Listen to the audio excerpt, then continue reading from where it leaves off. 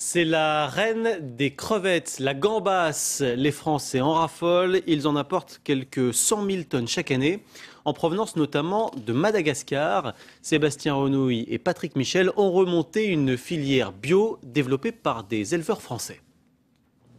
C'est un projet un peu fou. 420 hectares de bassins piscicoles construits en pleine nature, au cœur de la mangrove. On est dans un milieu qui est vraiment très intéressant parce que finalement, il a certainement pas beaucoup bougé depuis des millions d'années. Un sol comme figé dans le temps, très riche en sédiments, idéal pour élever des gambas bio.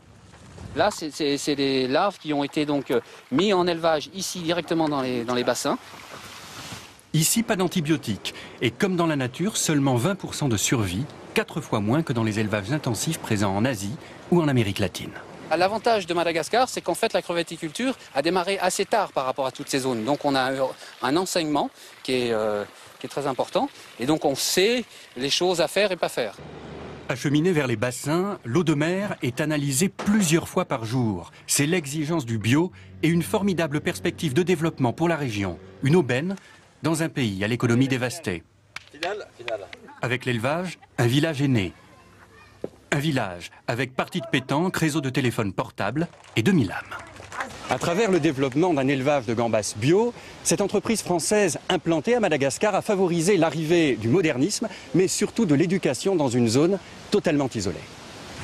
Il a d'abord fallu puiser l'eau au pied de la chaîne montagneuse des Tsingy pour l'acheminer sur 14 km. Le tri sélectif a même été mis en place pour les ordures, chose unique à Madagascar. Dans les bassins, la pêche a commencé, il faut faire vite.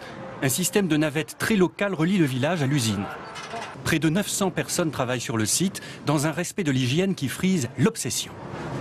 Nous sommes en train de prélever les mains des personnels pour s'assurer que les mains des personnels, c'est zéro microbe.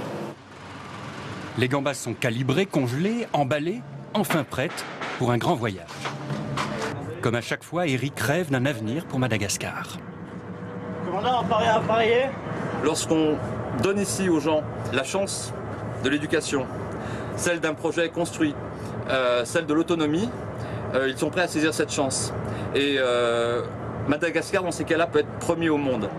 Dans 4 semaines, 60 tonnes de gambas bio atteindront le port de Marseille.